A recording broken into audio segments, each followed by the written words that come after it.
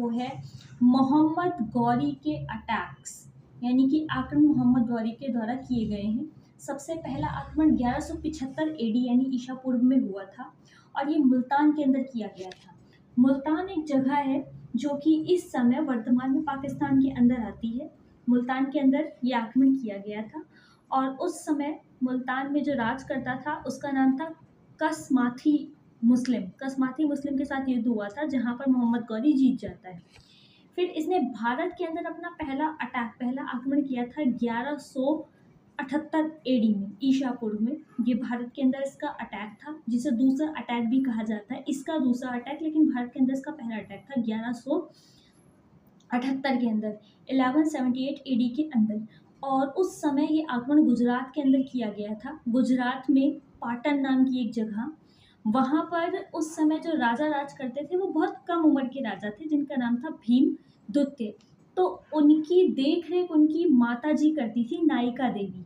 तो नायिका देवी के साथ इनका युद्ध होता है।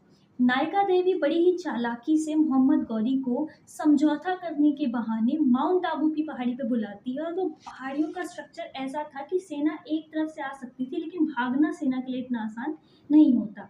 तो वो बड़ी चालाकी से वहाँ पर उन्हें बुलाती है और अचानक धावा बोल देती हैं मोहम्मद गौरी की सेना के ऊपर। उसे बैटल ऑफ कायादार कहा जाता है, कायादरा कहा जाता है, बैटल ऑफ कायादरा। और ये जो बैटल ऑफ कायादरा था ये सिरोही डिस्ट्रिक्ट के अंदर किया गया था। अब बात करते हैं कि ये जो नायिका देवी है चालुक्य वंश से संबंधित थी और इसमें जो है मोहम्मद गौरी बुरी तरह हार जाता है। फिर ये वापस भाग जाता है। फिर ये दिल्ली पर आक्रमण करता है और दिल्ली पर आक्रमण मोहम्मद गौरी के द्वारा किया जाता है। और अब हम उसके बारे में पढ़ेंगे। दिल्ली पे 2 बार आक्रमण, जिसे तराइन का बैटल कहा जाता है, युद्ध ऑफ तराइन यानी बैटल ऑफ तराइन कहा जाता है। और ये 1191 और 1192 ऐसे हुआ है।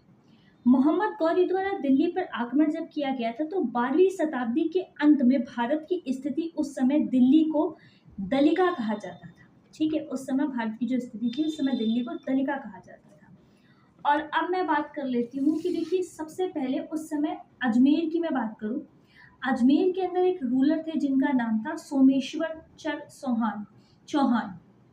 और दिल्ली के अंदर राज करते थे अनंगपाल तोमर। अच्छा, अब क्या है कि अनंगपाल तोमर की एक पुत्री है जिनका नाम है कर्पूरी देवी। तो वो कर्पूरी देवी का विवाह अजमेर के राजा सोमेश्वर चौहान से करवा देते हैं और फिर दिल्ली उन्हें दहेज में मिल जाता है। और उनका एक पुत्र, उनसे एक पुत्र वो प्राप्त करते हैं। उनका नाम रखा जाता है पृथ्वीराज तृतीय, जिन्हें पृथ्वीराज चौहान कहा जाता है, लेकिन वास्तव में उनका बचपन का नाम था राय पिथौड़ा। ये उन्हें बचपन में बुलाया जाता था। अब ऐसे ही एक जगह है कन्नौज। कन्नौज के राजा है जिनका नाम है जयचंद। अच्छा, जयचंद एक गढ़वाल वंश से संबंधित है, राजा है। इनकी बेटी है जिनका नाम है संयोगिता।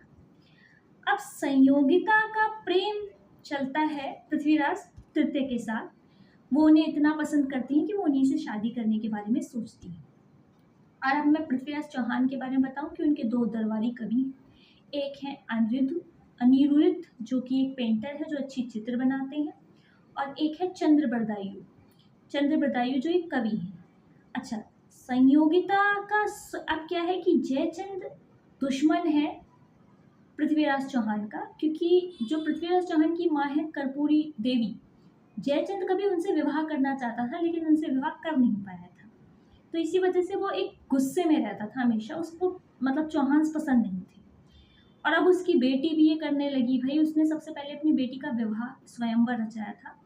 और उसकी बेटी का जब स्वयंवर रचा तो उन्होंने पृथ्वीराज चौहान को अपमानित करने के लिए अपने घर के दरवाजे के बाहर एक मूर्ति बनवा दी थी पृथ्वीराज चौहान की, और कहा कि जो भी आएगा वो इस मूर्ति के बारे में बुराई करेगा, उनके बारे में बुरा कहेगा। मतलब एक अपमानजनक, जैसे एक दरबारी रखा जाता है, मतलब एक नौकर की भांति उनकी मूर्ति बाहर रखवा दी।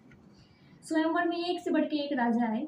संयोगिता ने किसी को पसंद नहीं किया और लास्ट में वरमाला जाकर उस मूर्ति पर डाल दी। तो पृथ्वीराज चौहान आते हैं उन्हें लेकर और कहते हैं कि हम अपनी तलवार जहाँ रख देते हैं वो चीज़ हमारी हो जाती है, यहाँ तो स्वयं हमारी मूर्ति पर माला डाल दिया गया है, तो मतलब हमारा विवाह हो चुका है। फिर इस तरह उनका विवाह होता है। ये सारी चीज़ें एक नॉर्मल बताई, लेकिन सबसे पहले अगर मैं बात करूँ कि कुछ तथ्यों के अनुसार बताया गया है